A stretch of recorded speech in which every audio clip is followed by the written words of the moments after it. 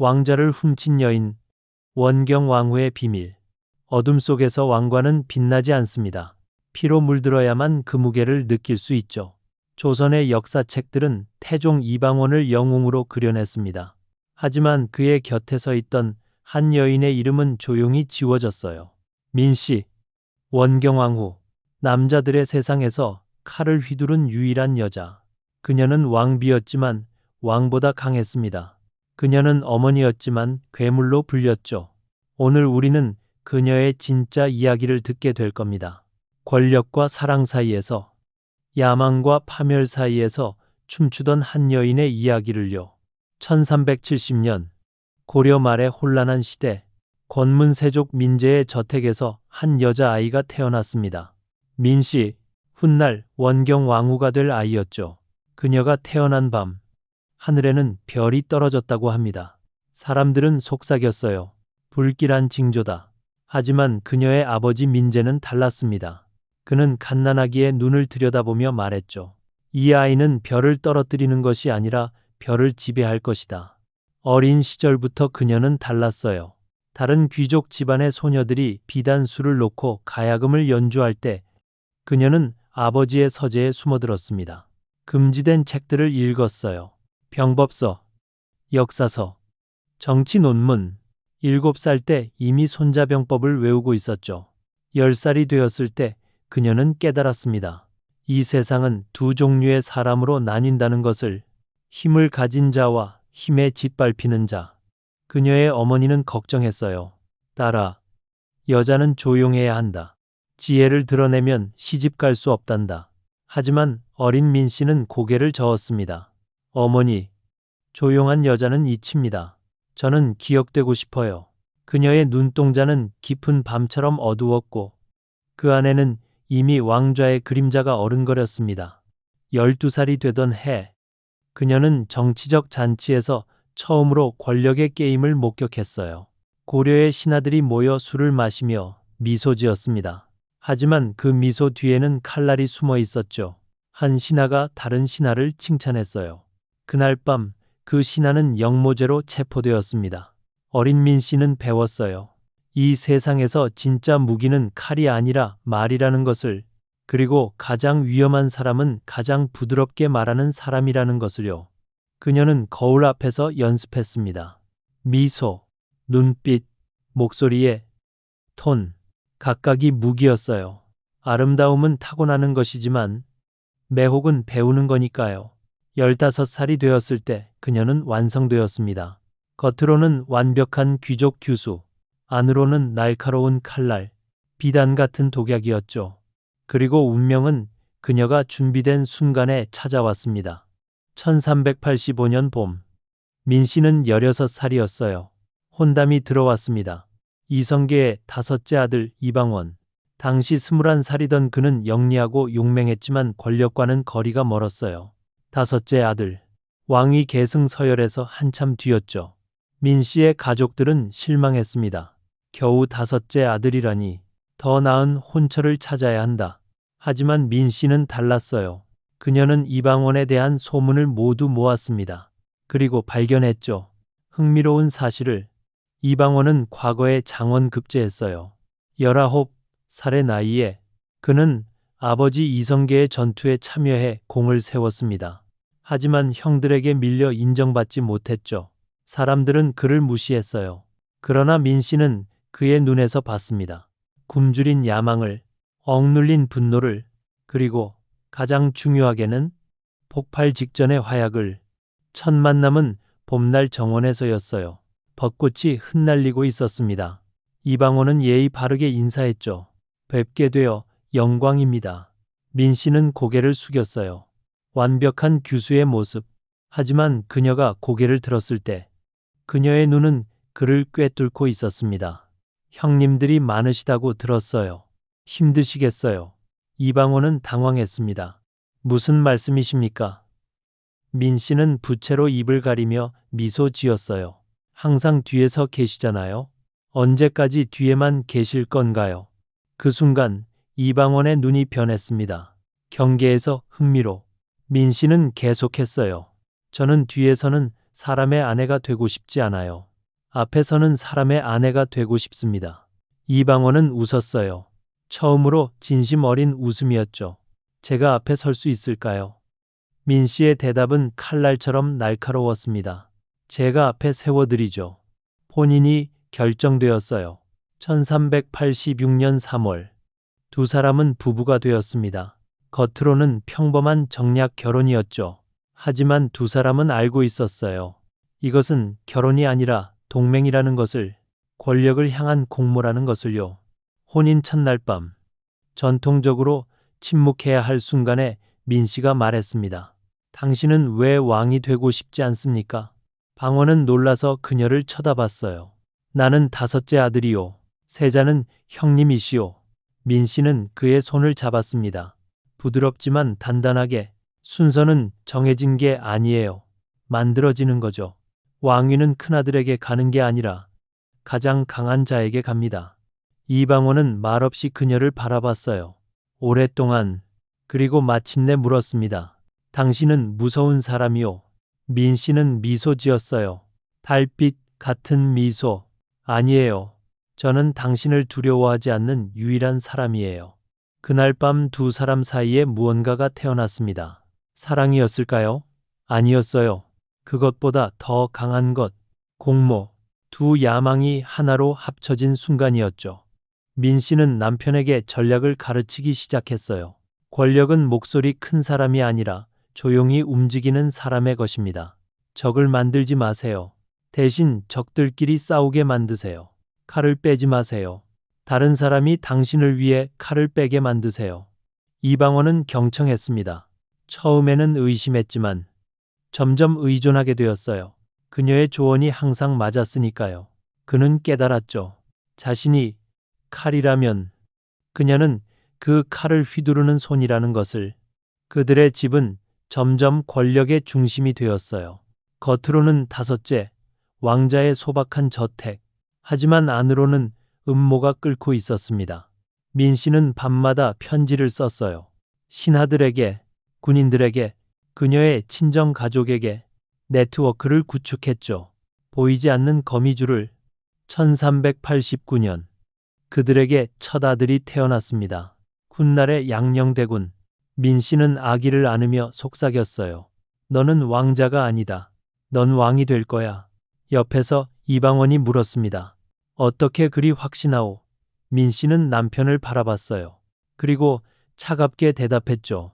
제가 만들 테니까요. 1392년 역사가 움직였습니다. 이성계가 역성혁명을 일으켰어요. 고려가 무너지고 조선이 세워졌죠. 이방원도 그 혁명에 참여했습니다. 칼을 들고 싸웠어요. 하지만 승리의 달콤함은 짧았습니다. 이성계는 막내 아들 방석을 세자로 책봉했어요. 정도전의 조종 때문이었죠. 이방원은 분노로 떨었습니다. 밤마다 술을 마시며 울부짖었어요. 나는 싸웠다. 나는 피를 흘렸다. 그런데 왜 막내가 민 씨는 조용히 그의 옆에 앉아 있었습니다. 위로하지 않았어요. 대신 기다렸죠. 분노가 읽기를, 분노가 결심으로 변하기를. 여기서 잠깐. 이 이야기가 마음에 드신다면 구독 버튼을 눌러주세요. 권력의 이면에 숨겨진 진실들을 계속 들려드릴게요. 1398년 조선은 갈라져 있었습니다. 정도전은 세자 방석을 중심으로 신진 사대부 세력을 모았어요. 왕자들은 소외되었죠. 특히 이방원은 위험했습니다. 능력이 있었으니까요. 정도전은 그를 제거하려 계획했어요. 민 씨는 그 계획을 미리 알아냈습니다. 궁중 궁녀를 매수해서요. 당신을 죽이려 합니다. 그녀가 남편에게 말했죠. 이방원은 창백해졌어요. 어떻게 해야 하오? 민 씨는 차분하게 대답했습니다. 먼저 치세요. 하지만 그건 역모요. 아버지를 배신하는 것이요. 민 씨는 그의 손을 잡았어요. 얼음처럼 차가운 손. 배신이 아니에요. 생존이죠. 죽느냐, 사느냐. 선택하세요. 그날 밤 민 씨는 계획을 세웠습니다. 누구를 먼저 칠 것인가? 누구를 살려둘 것인가? 어떤 명분을 만들 것인가? 이방원은 그녀의 말을 받아 적었어요. 마치 학생이 선생님의 가르침을 듣듯이. 1398년 8월 26일 밤이 내렸습니다. 민 씨는 집안 가장 높은 곳에 올라가 있었어요. 창문을 열고 밖을 바라봤죠. 멀리서 횃불이 움직이는 게 보였습니다. 이방원의 사병들 100여 명이 정도전의 집으로 향하고 있었어요. 그녀는 숨을 세기 시작했습니다. 하나, 둘, 셋, 침착하게, 규칙적으로. 멀리서 비명이 들렸어요. 시작된 거죠. 칼이 부딪히는 소리, 사람들이 달리는 소리, 불이 타오르는 소리. 민 씨는 눈 하나 깜짝하지 않았습니다. 그저 조용히 지켜봤을 뿐이에요. 정도전이 죽었습니다. 침실에서 끌려나와 거리에서 참수당했어요. 남은도 죽었습니다. 심효생도 죽었죠. 세자 방석과 그의 동생 방번도 칼 앞에 쓰러졌습니다. 한밤에 조선의 권력 구조가 완전히 뒤집혔어요. 새벽녘, 이방원이 돌아왔습니다. 그의 옷은 피로 얼룩져 있었어요. 손이 떨리고 있었죠. 나는 무슨 짓을 한 것이오? 그는 바닥에 주저앉았습니다. 동생들을 내 손으로. 민 씨는 그에게 다가갔어요. 무릎을 꿇고 그의 얼굴을 들어 올렸습니다. 당신은 살았어요. 그들은 죽었고요. 그것이 전부예요. 하지만 그들은 내 형제였소. 이방원이 울부짖었어요. 민 씨는 그의 눈을 똑바로 쳐다봤습니다. 형제보다 왕좌가 먼저예요. 슬퍼할 시간은 나중에 있어요. 지금은 끝내야 합니다. 그녀는 일어나 물을 가져왔어요. 씻으세요. 피는 흔적을 남기니까요. 이방원은 그녀를 바라봤습니다. 공포와 경외가 섞인 눈빛으로. 당신은 인간이오. 민 씨는 미소 지었어요. 슬픈 미소였죠. 아니에요. 저는 당신의 아내예요. 그리고 미래 왕의 어머니죠. 하지만 그날 밤 혼자 남았을 때 민 씨는 거울을 봤습니다. 자신의 얼굴을 오래 응시했어요. 무언가 달라져 있었습니다. 눈 속의 빛이 예전에는 야망으로 반짝였다면 이제는 텅 비어 있었어요. 그녀는 속삭였습니다. 자신에게 이게 내가 원한 것일까? 거울은 대답하지 않았죠. 제1차 왕자의 난은 끝났습니다. 이방원은 영웅이자 역적이 되었어요. 이성계는 아들을 용서할 수 없었지만 처벌할 수도 없었습니다. 이방원이 없으면 조선이 무너질 테니까요. 그래서 둘째 아들 방과를 왕으로 세웠어요. 정종, 허수아비 왕이었죠. 민 씨는 그것으로 충분하다고 생각했습니다. 이제 기다리기만 하면 되니까요. 그리고 그녀는 기다리는 법을 알았어요. 1400년 11월 마침내 이방원이 왕위에 올랐습니다. 태종, 조선의 세 번째 왕, 즉위식 날 민 씨는 궁궐 깊은 곳에 서 있었어요. 왕비의 자리에 앉았지만 누구보다 뒤에 있었죠. 겉으로는. 하지만 모두가 알았습니다. 진짜 권력이 어디 있는지. 조정 대신들은 태종 앞에 절했어요. 하지만 그들의 시선은 항상 옆을 향했습니다. 장막 너머를, 보이지 않지만 존재하는 그림자를, 원경왕후를. 그녀는 공식 조정회의에 참석하지 않았어요. 여자는 정치에 개입할 수 없었으니까요. 하지만 모든 결정은 그녀의 손을 거쳤습니다. 방법은 간단했어요. 밤에 침전에서 속삭이는 것. 태종이 하루 일과를 보고하면 그녀가 조언했죠. 그 신하는 믿을 수 없어요. 제거하세요. 저 정책은 백성의 반발을 살 거예요. 이렇게 바꾸세요. 이번 인사는 이렇게 하세요. 태종은 들었습니다. 처음에는 참고로만, 하지만 점점 의존하게 되었어요. 그녀의 판단이 항상 옳았으니까요. 민 씨는 자신의 네트워크를 확장했습니다. 궁녀들을 통해 정보를 모았어요. 환관들을 매수했죠. 지방 관리들과 편지를 주고받았습니다. 그녀는 조선 전역에 눈과 귀를 가지고 있었어요. 태종보다 먼저 모든 것을 알았죠. 1402년 그녀는 결정적인 수를 두었습니다. 친정 오빠 민무구를 병조 판서로 앉혔어요. 병조는 군사를 담당하는 부서, 가장 중요한 권력기관이었죠. 태종은 망설였습니다. 외척을 너무 중용하는 것 아니오? 민 씨는 차를 따르며 대답했어요. 걱정 마세요. 그는 제 오빠예요. 당신을 절대 배신하지 않아요. 태종은 믿었습니다. 아니, 믿고 싶었죠. 하지만 조정 신하들은 불안해했어요. 민 씨의 권력이 너무 커지고 있었으니까요. 그들은 속삭였습니다. 왕후가 나라를 다스리고 있다. 태종은 허수아비다. 하지만 아무도 감히 큰 소리로 말하지 못했어요. 민 씨의 눈과 귀가 어디에나 있었으니까요. 1403년 민 씨는 동생 민무지를 이조 판서로 앉혔습니다. 이조는 관리 인사를 담당했어요. 또 다른 오빠 민무휴는 형조 판서가 되었죠. 형조는 법과 형벌을 다뤘습니다.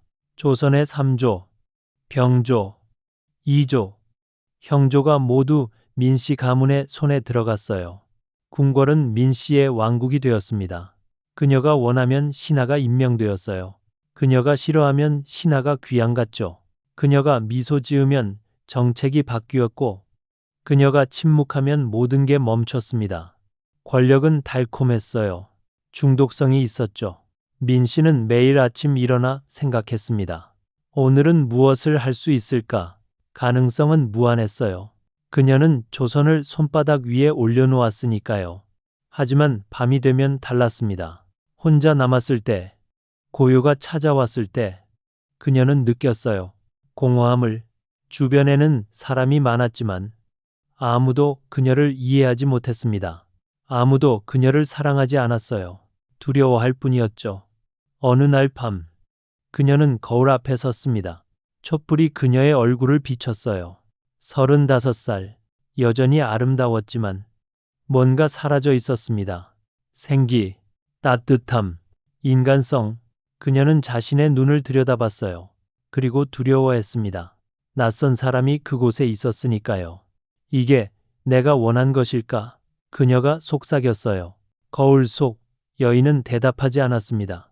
그저 차갑게 바라볼 뿐이었죠. 민 씨는 손을 뻗어 거울을 만졌습니다. 차가웠어요. 얼음처럼, 그녀의 심장처럼. 하지만 다음 날 아침, 그녀는 다시 가면을 썼습니다.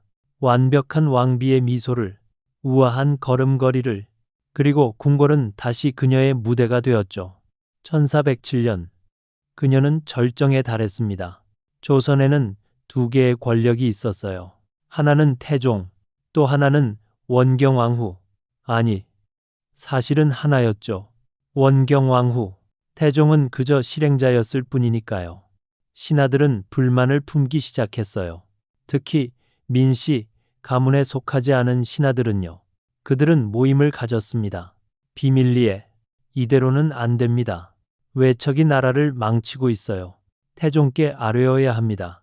하지만 그들의 모임은 비밀이 아니었어요. 민 씨는 이미 알고 있었죠. 그녀는 미소 지었습니다. 어리석은 자들이군요. 다음 날, 그 신하들 중 셋이 귀양을 갔습니다. 이유는 다양했어요. 비리, 무능, 불충. 하지만 진짜 이유는 하나였죠. 그들이 감히 저항했다는 것. 민 씨는 생각했습니다. 나는 무적이다. 하지만 그것이 그녀의 가장 큰 실수였어요. 역사는 가르쳐 줍니다. 가장 높이 오른 자가 가장 멀리 떨어진다고. 1410년 균열이 시작되었습니다. 아주 작은 균열, 보이지 않을 만큼 작았지만 치명적이었어요. 태종이 변하기 시작했습니다. 10년간 왕위에 있으면서 그는 깨달았죠. 자신이 왕이라는 것을, 그리고 왕은 누구에게도 지배받으면 안 된다는 것을. 어느 날 조정회의에서 신하가 말했습니다. 전하, 민무구 대감의 의견을 들어보시는 게 어떻겠습니까? 그 말에 태종의 얼굴이 굳었어요. 민무구, 왕후의 오빠.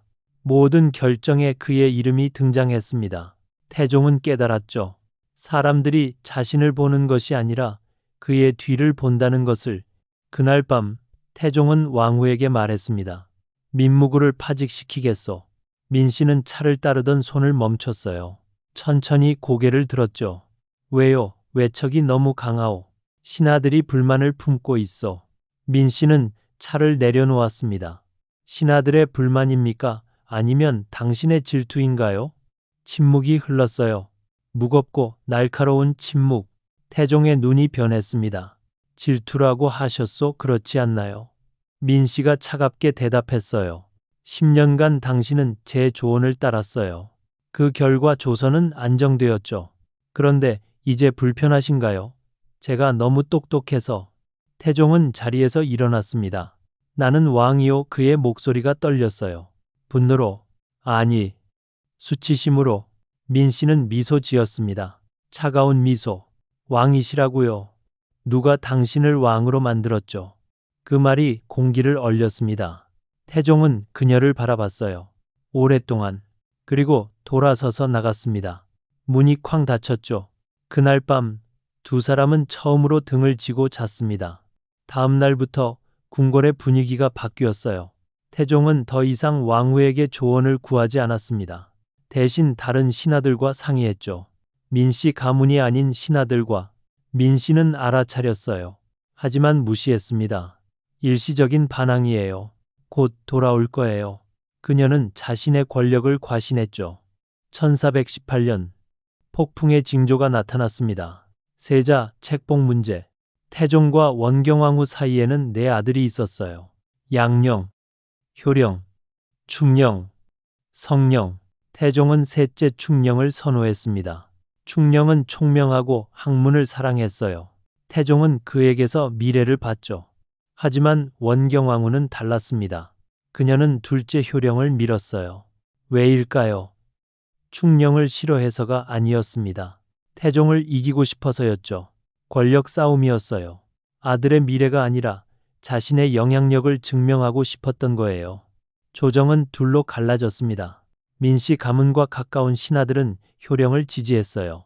나머지는 태종의 의중을 따라 충령을 지지했죠. 궁궐은 긴장감으로 가득 찼습니다.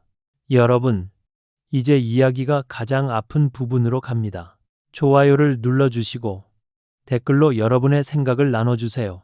권력과 가족, 무엇이 더 중요할까요? 어느 날 밤 태종과 원경왕후가 마주 앉았습니다. 오랜만에 대화였어요.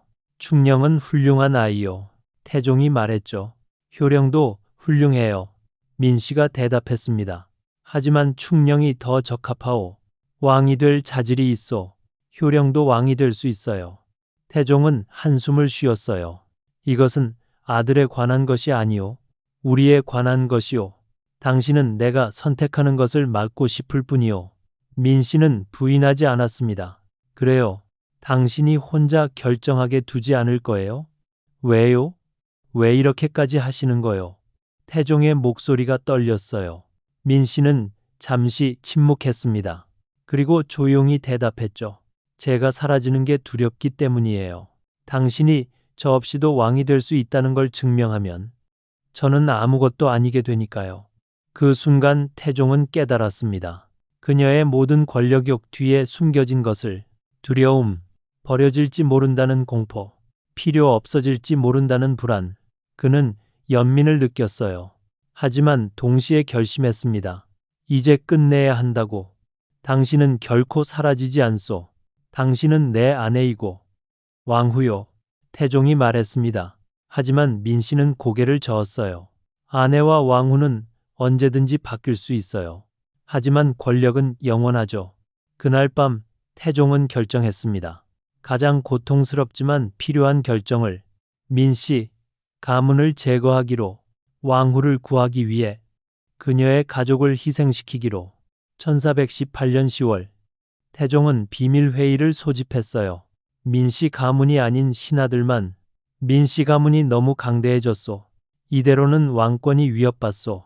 신하들은 조심스럽게 동의했습니다. 하지만 전하, 왕후마마와의 관계는. 태종은 차갑게 대답했죠. 왕후는 왕후로 남을 것이오. 하지만 그녀의 가족은 신하일 뿐이오. 증거가 만들어졌습니다. 민무구, 민무질, 민무휴리 영모를 꾀했다는 증거. 사실이 아니었어요. 하지만 왕이 원하면 사실이 되는 거니까요. 증인들이 매수되었습니다. 문서가 위조되었죠. 1418년 10월 13일 민씨 삼형제가 체포되었습니다. 새벽에 갑자기 소식을 들은 원경왕후는 달려갔어요. 태종에게. 이게 무슨 짓이에요? 그녀가 소리쳤습니다. 태종은 그녀를 바라보지 않았어요. 영모죄요. 영모라고요. 제 오빠들이 증거가 있어. 민씨는 그의 앞을 막았습니다. 당신이 만든 증거잖아요. 태종은 여전히 그녀를 보지 않았어요. 물러나시오. 물러나라고요.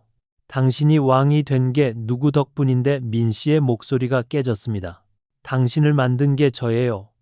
이 왕관을 씌워준 게 저라고요. 태종은 마침내 그녀를 봤습니다. 그의 눈에는 슬픔이 있었어요. 하지만 결심도 있었죠. 알고 있어. 그래서 당신은 살아남을 것이오. 하지만 당신의 가족은 안 됩니다. 민씨는 무릎이 꺾였어요. 바닥에 주저앉았습니다. 제발, 제발. 그녀가 애원했습니다. 평생 처음으로. 하지만 태종은 돌아섰어요. 그리고 나갔습니다. 심사 끝에 판결이 내려졌습니다. 민무구, 민무질, 민무휴, 사형, 참수형. 집행일은 이틀 후였어요. 원경왕후는 자신의 침전에 갇혔습니다. 아무도 들어오지 못하게 했어요. 궁녀들은 문 밖에서 들었습니다.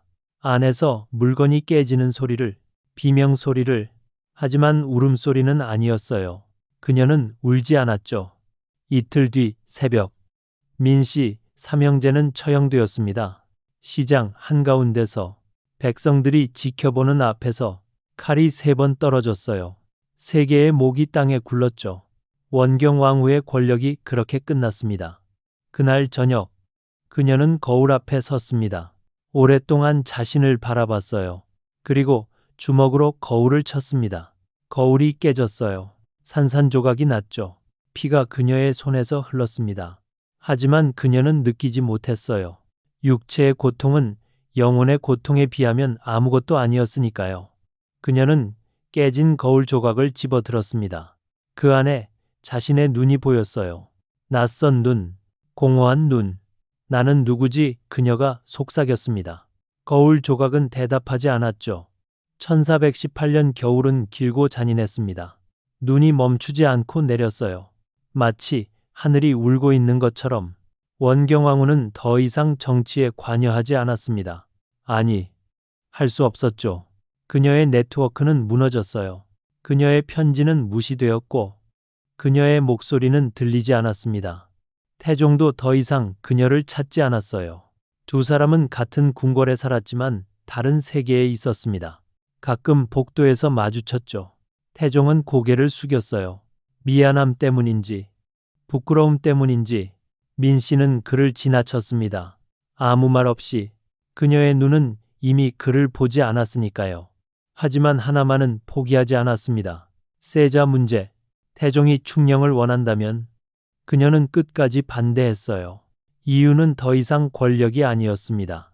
복수도 아니었죠. 그저 항복하고 싶지 않았어요. 마지막 자존심이었습니다. 1418년 12월 조정회의가 열렸습니다. 세자 책봉에 관한 최종 결정. 태종은 말했어요. 충령을 세자로 책봉하겠소.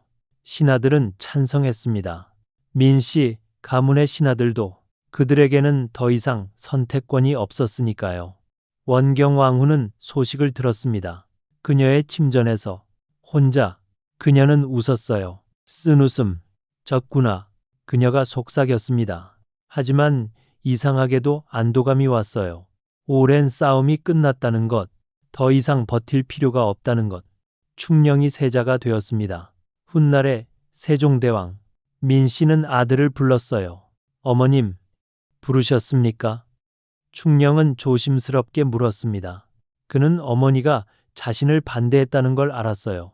민씨는 아들을 바라봤습니다. 오랫동안. 그리고 말했죠. 넌 좋은 왕이 될 거야. 충령은 놀랐어요. 어머님, 내가 틀렸어. 민씨가 말했습니다. 난 내 아버지와 싸우느라 너를 제대로 보지 못했구나. 하지만 이제 봐. 넌 우리 둘보다 나아. 그것만으로 충분해. 충령의 눈에 눈물이 맺혔습니다. 어머님을 실망시키지 않겠습니다. 민씨는 아들의 손을 잡았어요. 처음으로 네가 나처럼 되지 않기를 바란다. 권력을 사랑하지 마라. 백성을 사랑해라. 그날 밤 민씨는 깨달았습니다. 자신이 정말로 이긴 것일지도 모른다고. 아들을 세자로 만들지는 못했지만 더 중요한 것을 얻었어요. 아들을 구한 거죠. 자신의 길이 아닌 그만의 길을 가게 했습니다. 1422년 태종이 세상을 떠났습니다. 충령이 왕위에 올랐어요. 세종, 민씨는 대비가 되었습니다. 그녀는 조용히 살았어요. 정치에 관여하지 않았죠. 가끔 세종이 찾아와 조언을 구했습니다. 어머님, 이 정책에 대해 어떻게 생각하십니까? 민씨는 미소 지으며 대답했어요. 네가 옳다고 생각하는 대로 해라. 넌 이미 충분히 현명하니까. 세종은 위대한 왕이 되었습니다. 한글을 창제했어요. 과학을 발전시켰죠. 백성을 사랑했습니다. 그는 아버지 태종과도 어머니 원경왕후와도 달랐어요. 그는 권력이 아니라 사랑으로 다스렸습니다. 1450년 4월 24일 원경왕후가 세상을 떠났습니다. 61살이었어요. 마지막 순간 그녀는 무엇을 생각했을까요? 세종이 그녀의 손을 잡고 있었습니다. 어머님, 그가 속삭였어요. 민씨는 아들을 바라봤습니다. 그리고 미소 지었죠. 평생 처음으로 진심 어린 미소.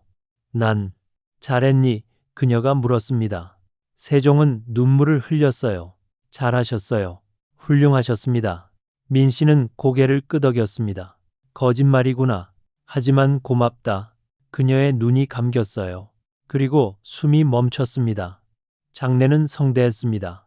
조선의 모든 신하가 참석했어요. 하지만 슬퍼한 사람은 많지 않았습니다. 그들은 의무로 절했죠. 사랑이 아니라 예의로. 민씨는 그것을 알았을 거예요.